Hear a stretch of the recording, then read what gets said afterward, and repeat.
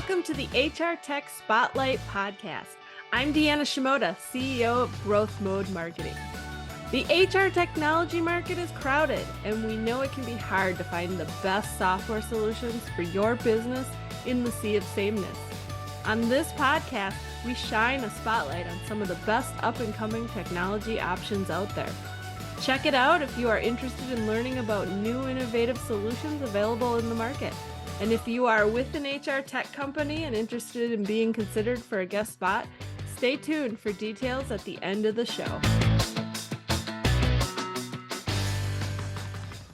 Hello and welcome to another edition of the show. In this episode, we are exploring an AI platform called Arya, a technology by Leoforce that helps organizations optimize the recruitment process with capabilities to source, screen, rank, and engage higher quality candidates.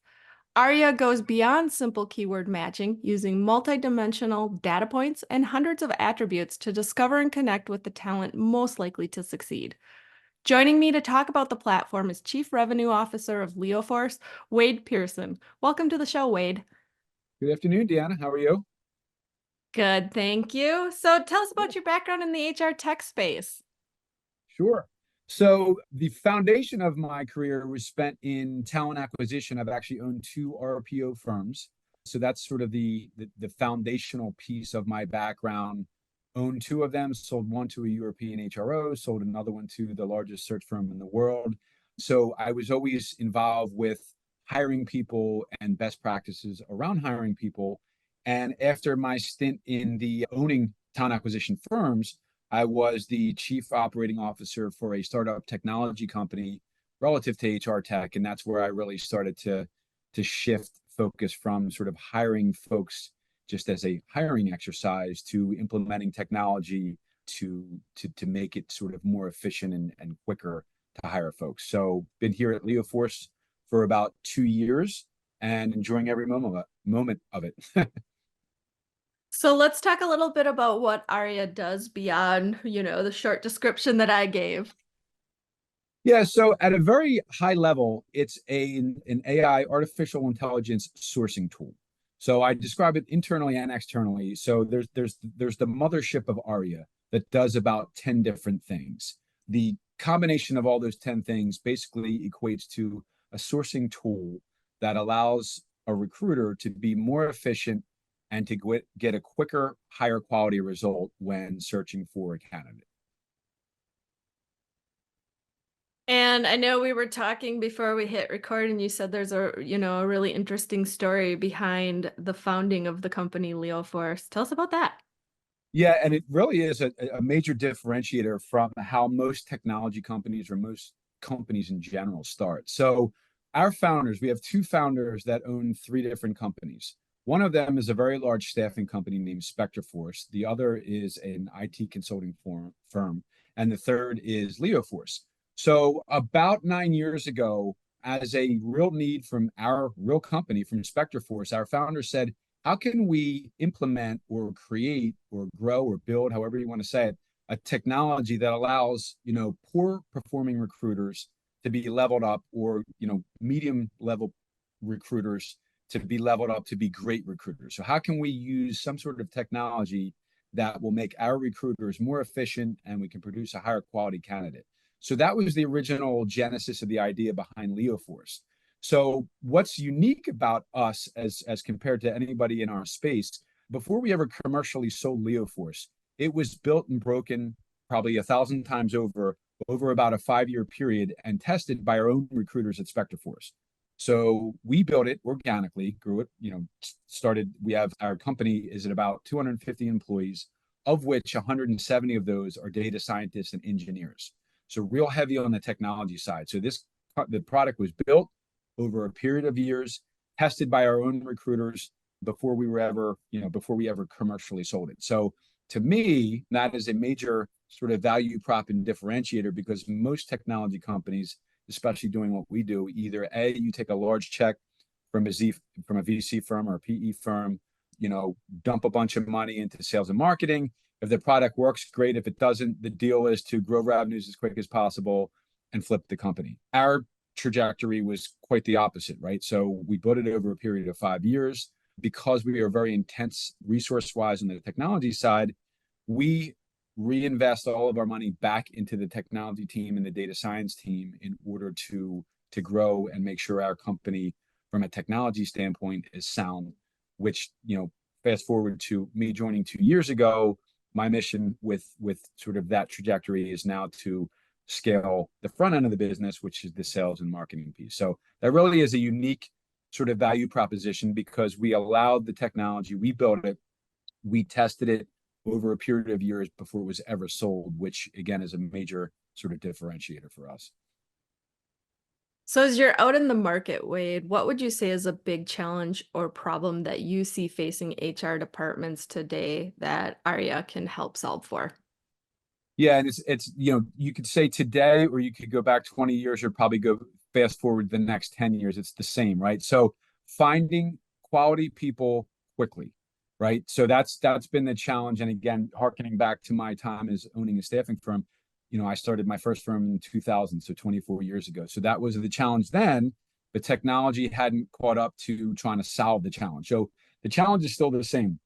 How do you get to a quality candidate quicker? So Leoforce and our product Arya was designed and built for exactly that, right? So through using artificial intelligence, we're able to get to a pool of candidates, different and new, quicker, and then we're able to, again, through AI, stack rank and score those. So a recruiter can come to his or her desk, open up their laptop, an automatic search has begun through Arya. They have a list of quality qualified candidates that are ranked for them to automatically reach out to. So depending on what kind of search and what kind of role, that could save hours, days, weeks, maybe even a month. So that's the primary challenge we're solving for. And As all of us that live in this space know, the HR tech market is extremely crowded. Obviously, you're not the only solution out there, and I think it's a pretty competitive space that you're in. What would you say is Leoforce's unique point of view in the market or true differentiation? yep. So a lot of times in business and in life, being first doesn't mean being best, or being first doesn't even mean you have an advantage because you didn't have a chance to copy from someone else that does it better. In the case of artificial intelligence and machine learning, we truly were the first. So again, that's also a differentiator and an advantage because our modeling and our model of artificial intelligence and machine learning has had 10 years of data and learning to do versus the rest of the market, which didn't. So again, a lot of times it's not really an advantage, but for us, because of the billions and billions and billions of data points and data sets that have been added to our modeling, it's truly, the longest, the most tenured, and the most sort of proven out AI. So it gets the best result as compared to direct competitors. Well, and I think that's a really good point because obviously in the last year or two, AI has really exploded in the HR tech space, but that doesn't mean AI didn't exist before then, right? Like it just wasn't as prevalent. It maybe wasn't what organizations led with. And now there's a lot of companies who, if you're like Leoforce, you built your technology, with AI from the beginning. Some of these companies out there, they're now trying to plug it into an existing system, right? And you got to, think that the experience for the end users is probably a bit different when the technology wasn't built from the ground up with AI in mind. Yes to that. And then the second, and this is just my sort of general market knowledge. Don't quote me on this exact statistic, but what we've seen or found in my daily operations selling this and speaking with folks, there's probably only about 20% of the companies that actually have true AI and were built in a way similar to our model. The rest of the market, like a lot of AI companies in our space, it's really keyword matching. That is not artificial intelligence. It wasn't built on a platform of machine learning. Keyword matching in no way is artificial intelligence. And to your point, which I don't think you were making the point about keyword matching, but AI, if you want to define that as AI, has been around for quite some time. But so I say that to say there's a lot of liberties being taken currently by a lot of companies that say we are an AI company. A, it's not truly AI. And B, specific to your point, just like anything else in life, right? So if you build it from the ground up, think about a house, right? So you build the foundation and build the house up. If you take an existing house and add a second layer, you're doing something to that, probably not in a great way structurally to that house. So yes, bolting on something to something else, there's probably going to be unforeseen problems, or in this case, unforeseen errors, or I guess more specifically, results that aren't true or accurate because you're connecting two things instead of just, organically building one thing, for a Yeah. non-technical way to say that. What type of companies would you say are the perfect fit for Arya? Anybody that's hiring in volume. So, vertical, there's no real specific, we're not verticalized. There's no vertical better than another. So companies, so our ideal client profile is probably, let's call it 100 employees through enterprise companies that are hiring a volume of candidates where they have a recruitment team in place, and bringing in our technology and our product and services, allowing them to be more efficient and more, just efficient, and they need a higher quality. I guess where we wouldn't fit, nor would anybody else, what we're not is a magic act, right? So like where there are very, very, very specific roles in very, very, very rural locations, you can't invent a candidate. So whether it be Arya or any other search engine or any other AI sourcing tool, if candidates don't exist, they don't exist, right? So what our platform does is, again, we're able to, if we're engaged with a Fortune 500 company and they're hiring a salesperson in Atlanta, Georgia, we're able to get to the higher quality of candidate quicker. And that's really the value proposition of what we're able to do. But we're not a magic shop. So if you're looking for, a whatever, a dye scientist in the middle of Malaysia, I don't even know what those two have to do with each other, but you can't invent a candidate through AI or through anything else. So Yeah, that makes sense. A lot of times when people are trying to solve hiring problems, there may be more to the story, right? Like, okay, these you're looking for a unicorn. This person just doesn't exist, or it's such a exactly. limited universe that it's hard for any technology tool to be able to solve for that problem. Yeah, and I want to give you sort of an ancillary answer to that question, because I described at the beginning sort of this Arya is a mothership of things that does 10 things at once, right? One of those things, and I describe it internally as a pie. So let's say there's 10 slices to that pie. So we sell Arya as the whole pie, right? So we're selling the whole tool, the whole technology, and you can do 10 different things. One of those, relative to this last question you asked, is market intelligence. So let's say we engage with a Fortune 500 company. They have a role in Peoria, Illinois.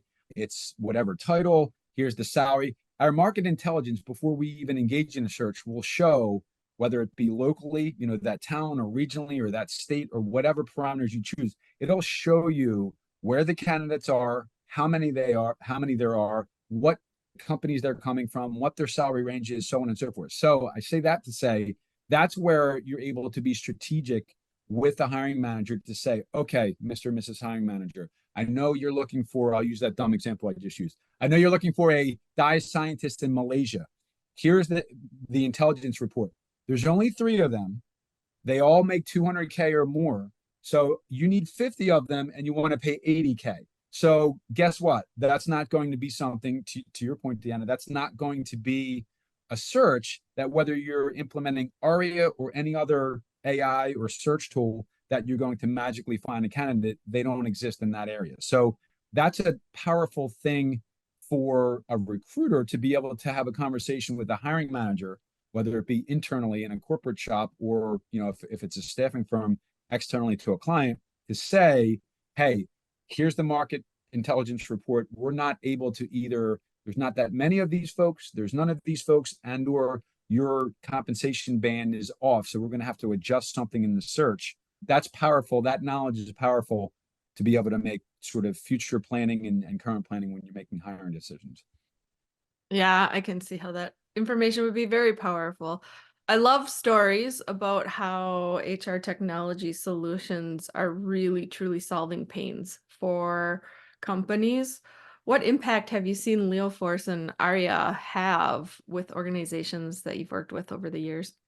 Again, it's mainly geared towards decreasing the time to fill, right? So like what we measure internally, we measure a lot of things internally, but what's most important, to probably a unanimous statement across the board, small company, medium company, large company, is they want to reduce the time to get to a short list of candidates that will reduce the time to hire.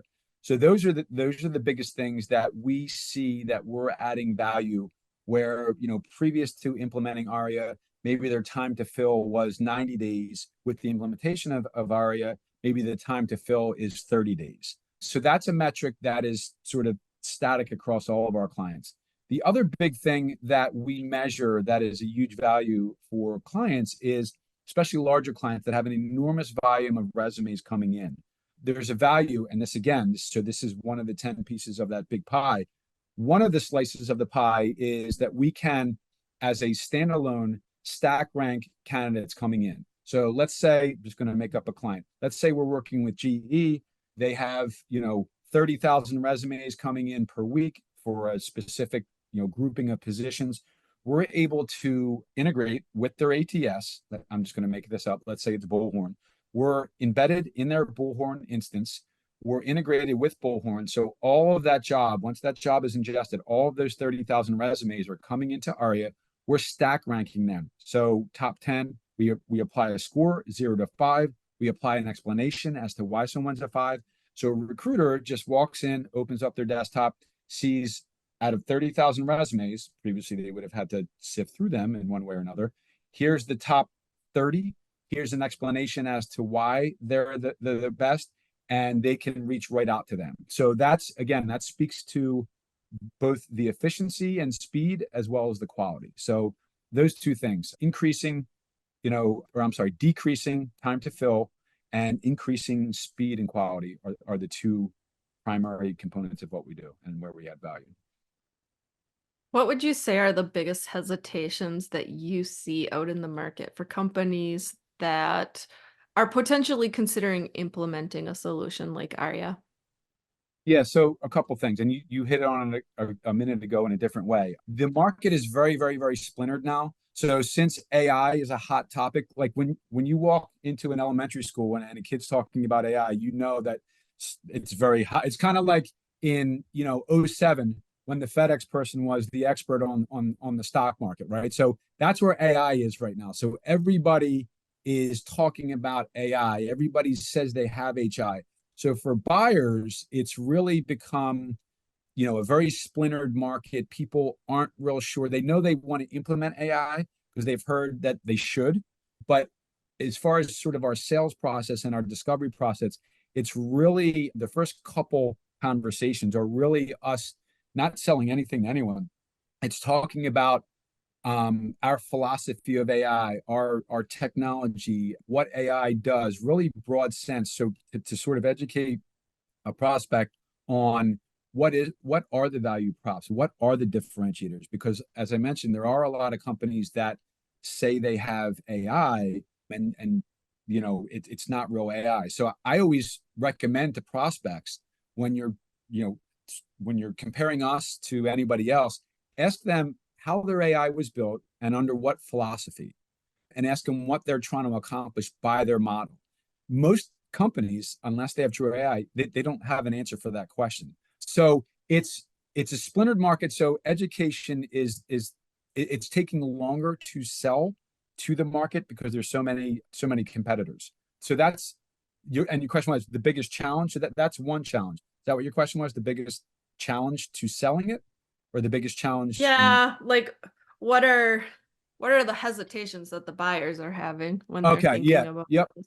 Yep. So that's one. Number two, being burned by, and same kind of answer, being burned by companies that sold them on what it could do and it was AI and it didn't work. That's, again, something that we take probably longer than we should, but I say that in a good way through the educational piece before we're trying to sell anything to anybody. And then number three, the user adoption. So this is something different than a traditional, job board, right? So like if recruiters are used to using LinkedIn or Indeed or whatever it is, it's a different experience. And it's a different sort of just a different way to do a search. You're getting a result in a different way. So we have a dedicated client success team that is, that's their role, right? So we're selling something, we're integrating it into that client, and we spend a lot of time sort of with training and adoption. And that's really the biggest challenge, especially if they've used something in the past that they were burned on. It's just that's probably the number one challenge, the adoption of a new technology. It's just like anything else, right? So before there was the iPhone, there was no iPhone. So when people got their first iPhone, they're first looking at it, staring at, what is this? Why do I need it? What do I do with it? What does it do? So there's that period of time that you have to sort of, be real buttoned up about what it does, how it works, and get people using it, and then they can see the value. So that's a process, and that's a threading of the needle kind of thing, because you have to have a product or a technology that works pretty intuitively, or you will lose people before you have an opportunity to get them to adopt that technology. So That makes sense. And I think the interesting thing in the HR tech space right now is, with all of the options out there being marketed as AI solutions, HR leaders and finance, leaders are looking at these options and they're buying them, but then there's a lot of reports out there that they're very hesitant and they're not fully embracing them. And, I think it's a rare situation where you see like people fully going in and buying this stuff without believing fully that it's going to work for them, and so it'll be really interesting in the next couple of years to see how that shapes the industry and which technologies shake out of the AI tree because they weren't there yet, and which ones really end up excelling and moving organizations forward the way they need to be. and per that point, and that was a paradigm shift when I came in to the organization. So previous to me coming here, we were selling the whole pie. So it was sort of a take it or leave it proposition, right? So, and you're right. So the reports are accurate, right? So they're used to using something, they get a certain value, they're looking to supplement that or to, get something better. So what we try to do in sort of the sales process is really spend a ton of time in discovery. So, client A is not client B is not client C. So their needs are probably real niche and real, not niche, but real specific. They have very specific pain points. So as a sales organization or our partnership group, we do not speak to clients about selling the whole thing, and that's the only way to sell it. We want to solve a very specific pain point of theirs.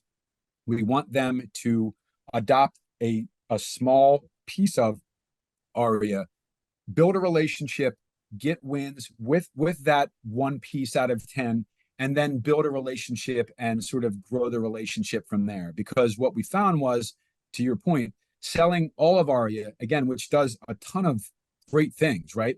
But it could be and can be a little bit overwhelming, because it's like anything else, right? So if you buy a car with no options, you get in, turn the key, and you start driving. When you have 4,000 options in every bell and whistle, everybody wants to hit the bell, hit the whistle, and that's where sometimes it makes it more difficult for folks to assimilate.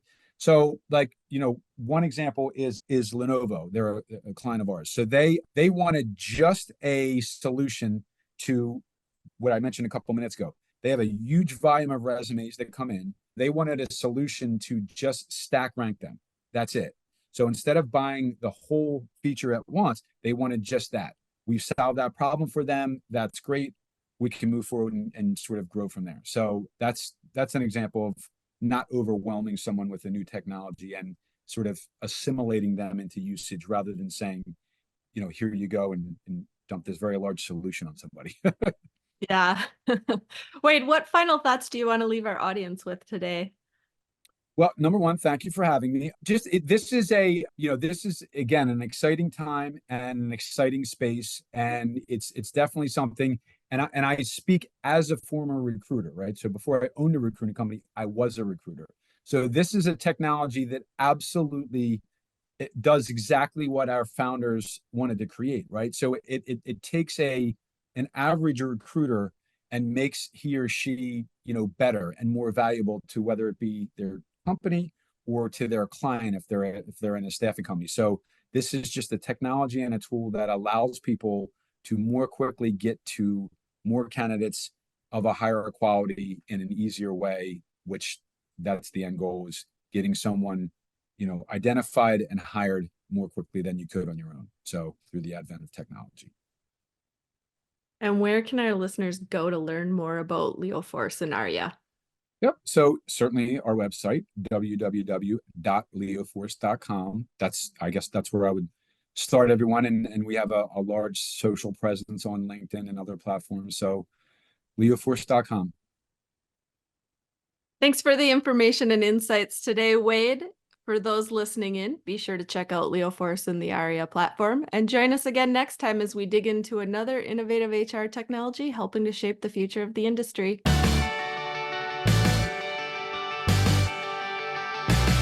Thanks for listening to this episode of the HR Tech Spotlight Podcast, where we showcase some of the best up-and-coming HR technology options in the market.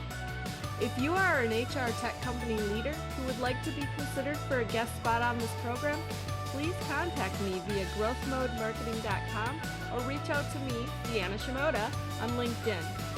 And if you found this show informative, subscribe, connect with us on social media, and leave a review. This is Deanna with Growth Mode Marketing signing off. Thanks for listening. We hope you'll tune in again next time.